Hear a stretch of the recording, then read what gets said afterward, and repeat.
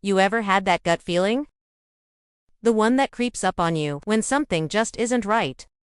That night when I opened the door, my stomach twisted into knots. I didn't know why yet, but I would soon enough. And let me tell you, nothing could have prepared me for what I found out. My wife Rachel and I had been together for 6 years, married for 3. She was my rock, my best friend, the kind of woman who could make a bad day better just by walking into the room. But lately things had been off. She worked late more often, smiled a little less. Her phone, once an open book, now never left her hand. I told myself I was over.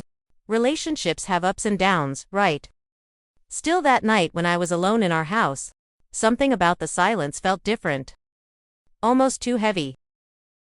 Then came the knock. I checked my phone. Rachel had texted earlier. Staying late at work again. Don't wait up. Love you, I believed her until I opened the door. It was Lisa, Rachel's best friend. The two of them had been inseparable since college. Lisa was always around game nights, brunches, weekend getaways. She was practically family. But she had never come over unannounced before. Hey, she said, forcing a tight smile. Can I come in? Something about the way she stood there, shifting from foot to foot, made me uneasy. I stepped aside. Yeah, of course. Everything okay? She walked in without answering, went straight to the couch and sat down. Not her usual self. No playful smirk, no sarcastic remark. Just silence. I sat across from her, studying her face.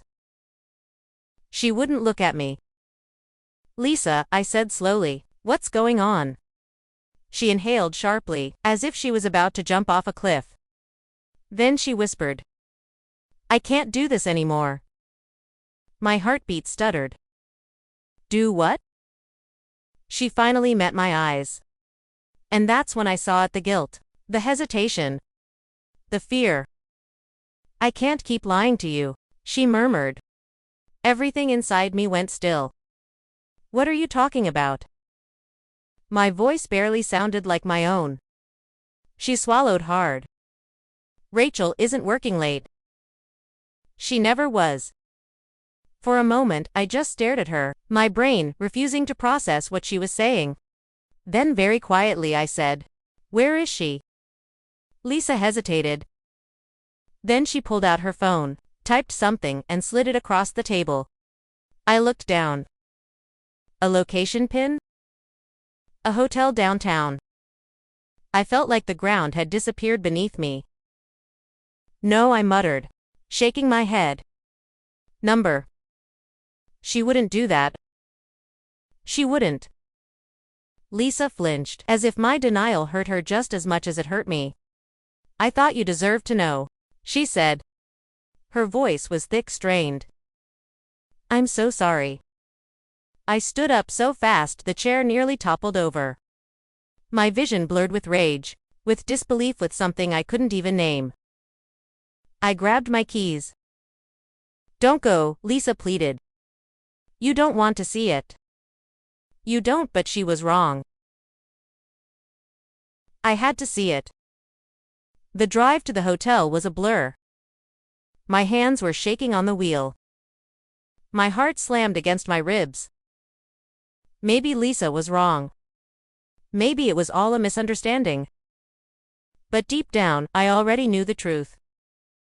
When I got to the hotel, I parked across the street, staring up at the building. My stomach churned. I shouldn't have gone in.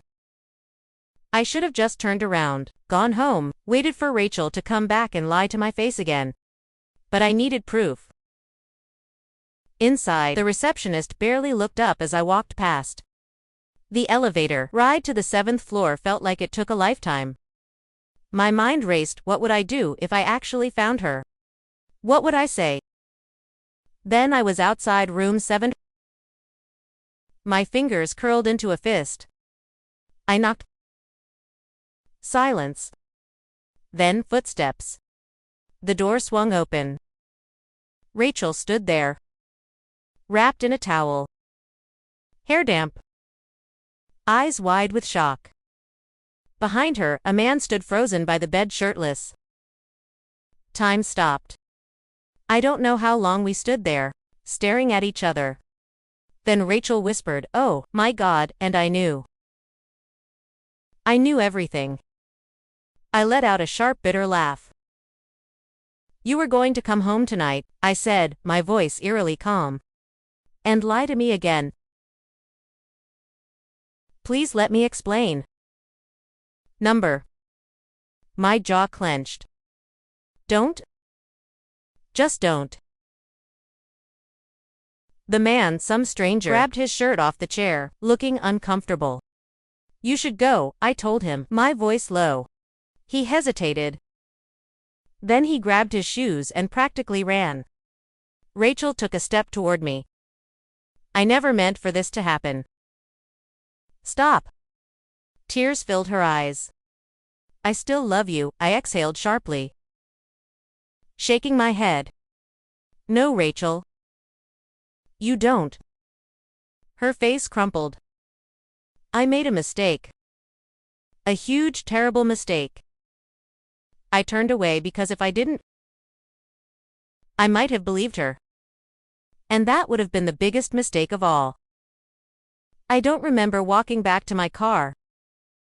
I don't remember driving home.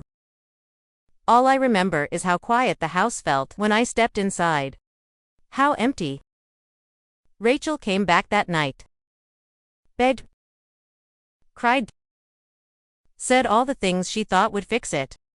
But some things can't be fixed. A week later, I packed my bags. She told me I was throwing everything away.